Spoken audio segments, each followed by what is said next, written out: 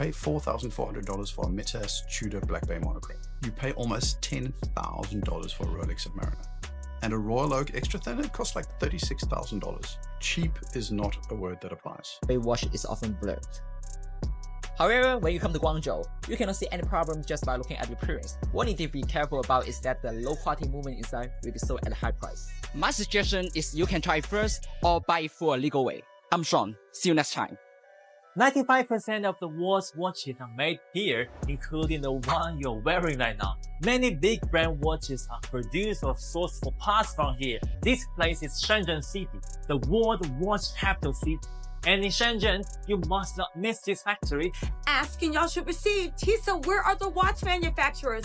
I did some digging and I found the watch manufacturers. There is a new scandal coming out of the luxury watch division. Listen, if you want to keep going to Rolex, if you want to keep going to AP and spending your money, go and do that. However, industry insiders are coming out and I have their videos. People have even been fired from it for lifting the hood away from the... All right, let's be real for a minute.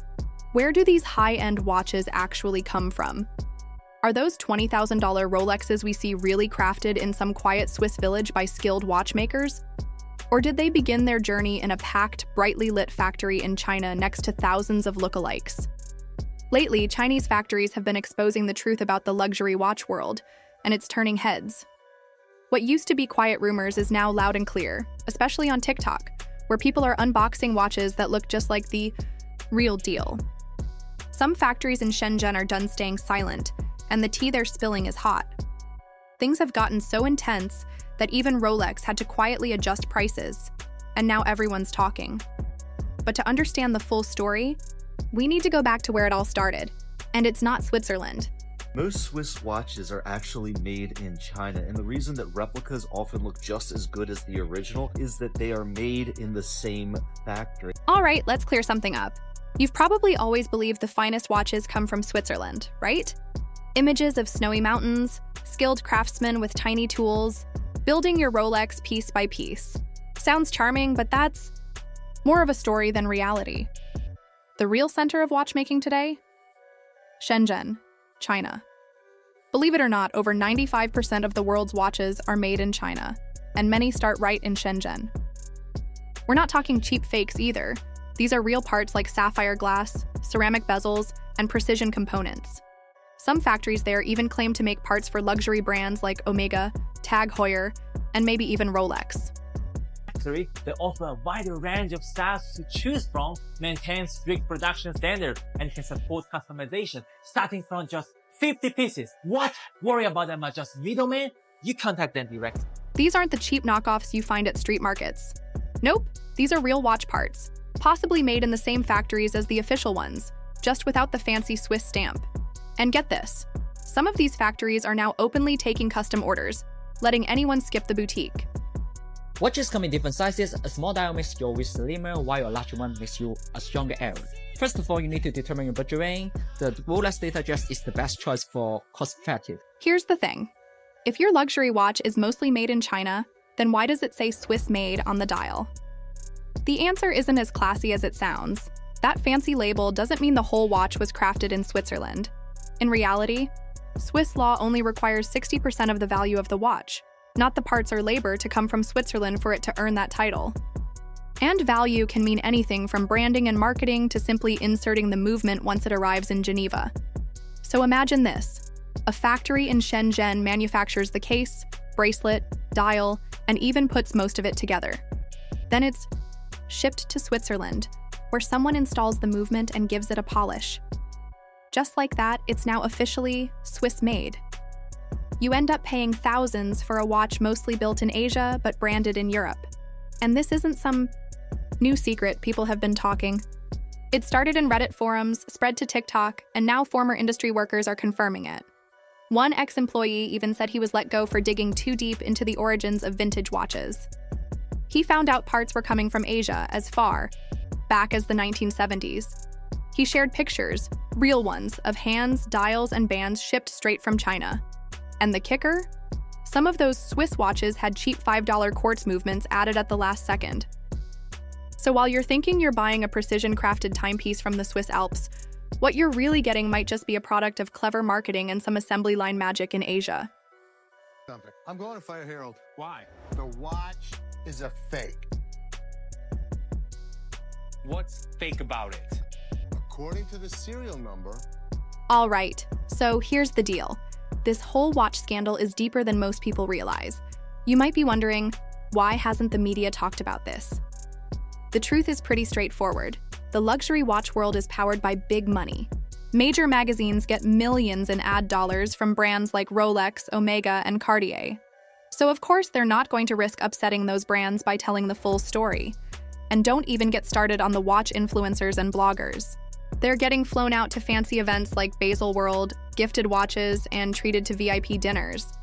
Most of them won't risk losing that lifestyle just to speak up. Nobody wants to lose their free Rolex, right?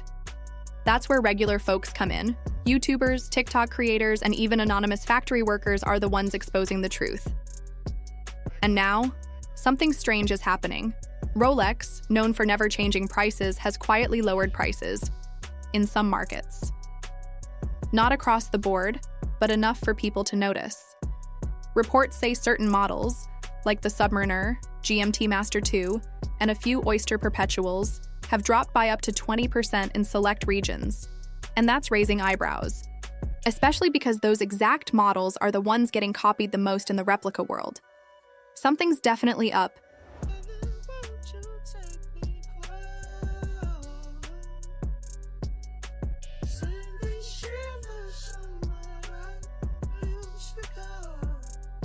Let's be clear, Rolex didn't announce these price drops with flashy ads or big news. That's not their style. Rolex never goes on sale, at least not officially. Instead, they made quiet changes through select dealers in certain places.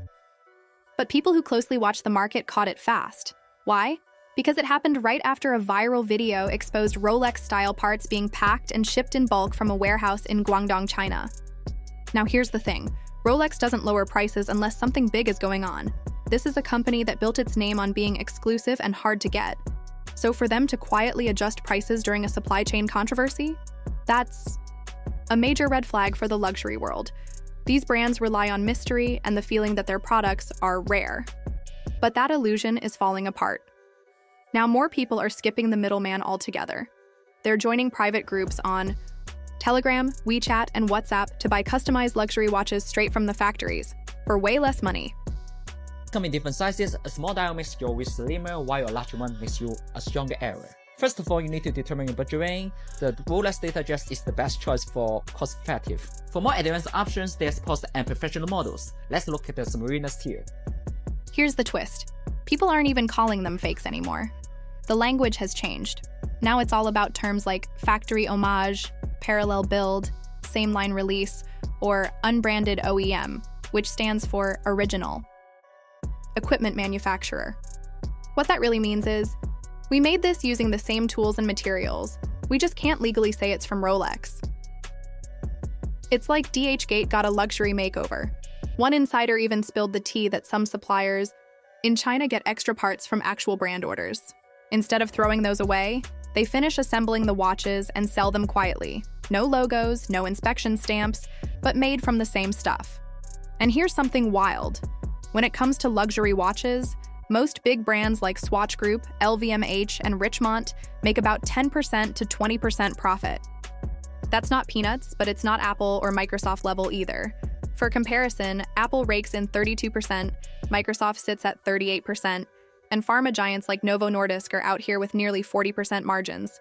So suddenly, that $15,000 Rolex doesn't seem as wild when you look at what tech companies are doing. But don't feel too bad for Rolex, they're doing just fine. In fact, they're technically a non-profit foundation, which means they don't have to share their earnings publicly. But insiders say they're very comfortable. And here's a kicker. A watch that sells for $6,000 might only cost about $1,200 to $1,500 to make. That's less than a quarter of the price you're paying. Some brands are a bit more upfront. Christopher Ward says they only charge about 3x production costs. Omega, around 4x. Rolex? Most believe it's 5x or more. So, yes, you're buying the product, but also the branding, the mystery, the exclusivity, and the status that comes with it.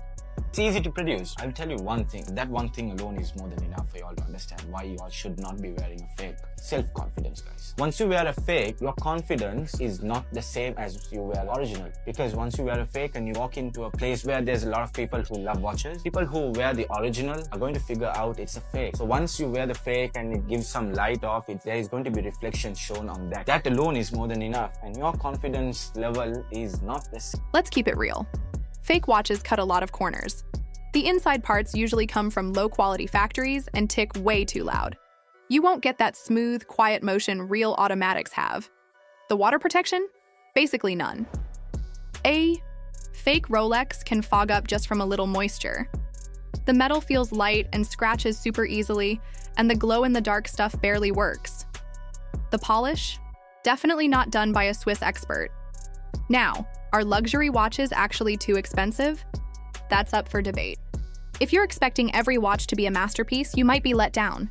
Some brands throw together parts and charge double just because of the logo. But here's the thing. Sometimes people aren't just paying for the watch itself. They're paying for the status, the feeling, the reaction they get when someone notices it on their wrist. That kind of vibe? Some folks think it's worth every penny. So what do you think? Are watch brands like Rolex being more affordable now? Or are they just trying to save face since people are catching on to the truth? Would you still grab one now that prices are starting to drop? Or are we watching the luxury illusion finally fade? Drop your thoughts below. And hey, if you're into this kind of real talk about high-end drama, hit like, subscribe, and turn on those notifications so you don't miss what we uncover next.